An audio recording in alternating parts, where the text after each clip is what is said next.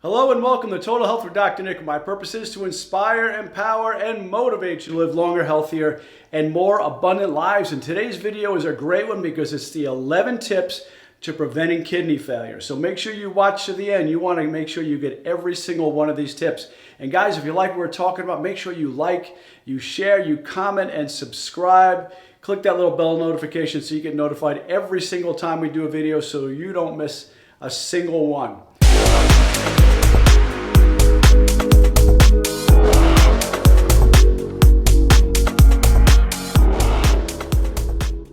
So let's go ahead and get started with the 11 tips on how to prevent kidney failure. So first of all, what is kidney failure anyway? Well, there's different types of kidney failure. There's acute kidney failure and chronic kidney failure. And so basically, it pretty much sounds exactly the way it's defined. So acute kidney failure is when your kidneys fail suddenly. Chronic kidney failure is something that happens over time. So typically with diabetics, you might have more of what we call a chronic kidney failure, where this has been progressing over time, causing the kidneys to shut down. When the kidneys fail, waste and extra fluids start to build up in your body, causing the symptoms of kidney failure. Now, what are those symptoms? So symptoms can include confusion. Now, you wouldn't even think of that for kidney disease, but it actually is one of the symptoms of it. Obviously, decreased urine output, so if you've got less urine than usual, your kidneys could be shutting down. Fatigue, your body's literally feeling tired all the time, difficulty concentrating. Itching is not something you would typically think of as a sign of kidney failure, but it can be. Muscle twitches, metallic taste in your mouth, nausea and vomiting, loss of appetite, even seizures. Swelling of your body, edema that starts in your ankles and legs. So if your body's not filtering the fluid out and you're not excreting it through your kidneys, you will start to get a buildup of fluid in your body, and you will start to see it as edema, where when you press, if it starts to hold that position, that's what we call pitting edema. Shortness of breath due to fluid buildup in your lungs, and weakness and body fatigue. Now let's get into the ways and the tips that you can prevent kidney failure. Number one is manage your blood sugar. Now this is always a big one because whenever we're dealing with diabetes, diabetes causes so many other problems, from heart disease to stroke, to diabetic retinopathy, to peripheral neuropathy, to Alzheimer's. That's called type 3 diabetes. So basically you want to manage your kidneys, and kidney failure is a major symptom of diabetes. Manage your blood sugar. Why? Because when you have elevated amounts of blood sugar, it actually starts to cause damage to the very, very tiny capillaries that are in your eyes, that are in your kidneys. Each kidney is made up of millions of tiny filters called nephrons. Over time, high blood sugar from diabetes can damage the blood vessels in the kidneys as well as the nephrons. Now, like I said, guys, these are very delicate little structures between the capillaries and the actual nephrons.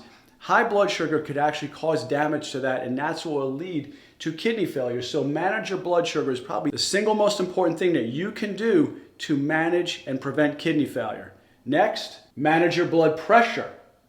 So once again, high blood pressure can also damage those tiny little tubules inside the kidneys as well as the capillaries, those very small little blood vessels. High blood pressure can constrict and narrow the blood vessels, which eventually damages and weakens them throughout the body, including the kidneys.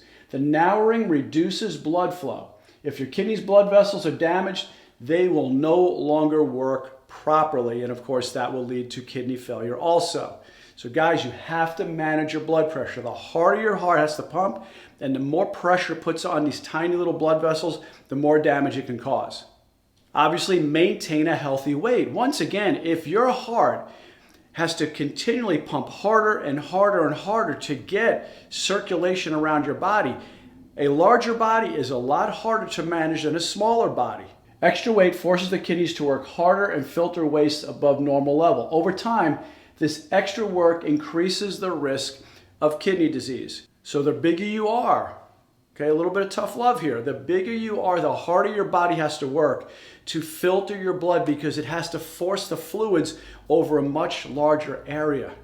Next, guys, you have to drink enough water. I was guilty of this myself, and it actually did start to cause kidney problems with me.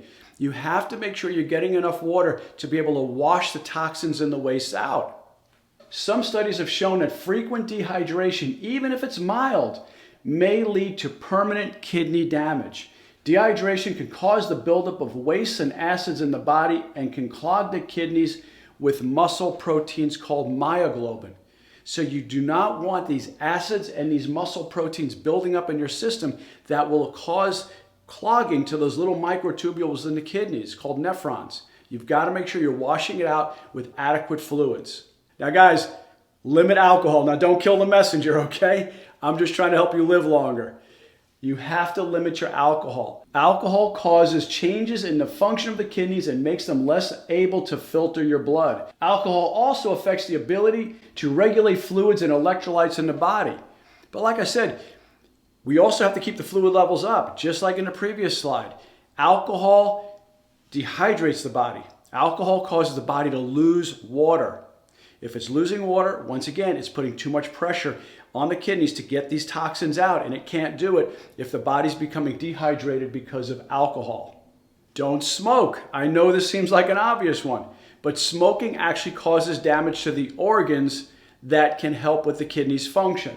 Smoking slows the blood flow to important organs like the kidneys and can make the kidney disease even worse. Once again, you're breathing in toxins, guys.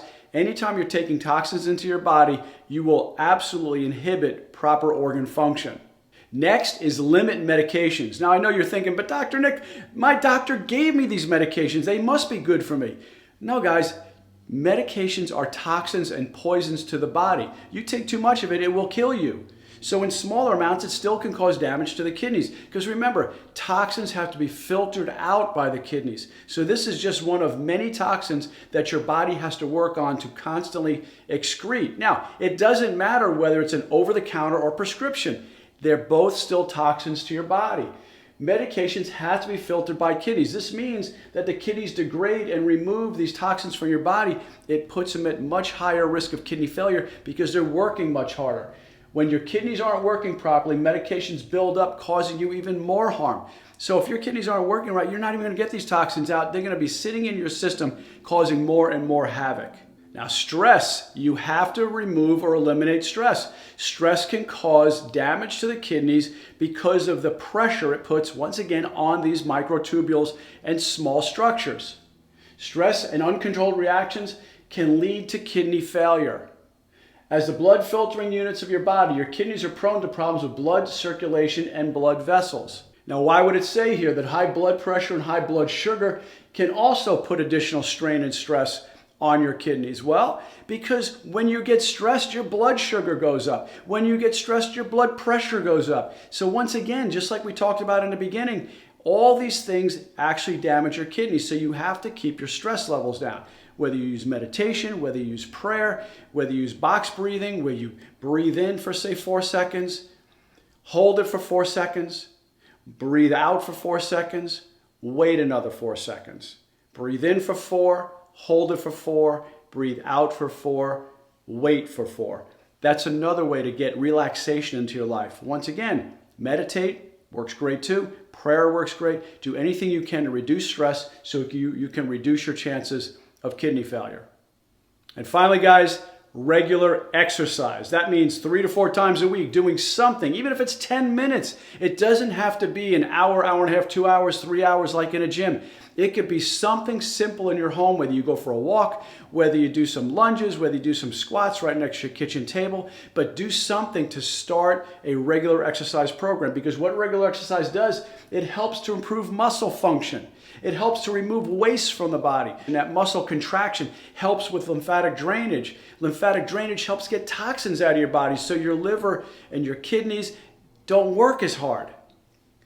By also lowering cholesterol, lowering blood pressure, keeping a healthy body weight, and improving sleep. All these things are bringing stress levels down too. As with all aspects of health, healthy kidneys are better maintained through regular exercise. So guys, I hope you use all these different tips that we recommended today so you can help prevent kidney disease. And guys, I know a lot of you out there are struggling. You don't know what to do. There's a lot of information. It's almost overwhelming. It's daunting. And a lot of you are sitting there going, okay, I don't even know where to start, Dr. Nick. And I will tell you this, patients who come to see us, it's all about transformation.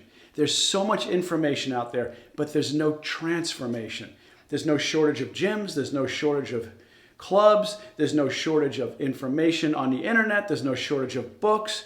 But yet there's so many people sick and suffering and struggling with out of control weight problems, out of control kidney issues, out of control diabetes. So guys, if you want the help, don't sit home and do this alone. You don't have to. Reach out, raise your hand. Raise your hand and just say, listen, I could use the help. So guys, down below the video, there's a link that all you have to do is click on the link. It'll take you to a page where you can provide some information so we can understand better how to help you. And at the same time, it'll take you to a webinar that'll help explain things that we can do to possibly help you out. So even if you're not in my area, we created a way to be able to work virtually with you to help you so that you don't have to try to figure this out on your own. And like I said, guys, all it is once you watch the webinar, you can schedule a call. And on the call, we'll go over your health information and we'll see what we can do to help you out. We'll laugh, maybe we'll cry. At the same time, we'll be able to steer you in the right direction. And if you don't want to work with us, that's okay too. Hopefully you'll get some great information so that way you can use it and know what your next steps are. But if not, and you do want to work with us, we can talk about a way to do that too. Either way, guys, I just want to help you out the best way that we can so that you can live your full God-given potential, so that you can fulfill your soul purpose and whatever walk of life that is for you to be as healthy as God created for you to be.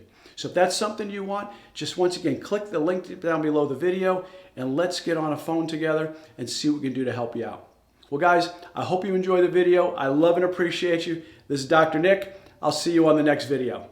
Bye-bye.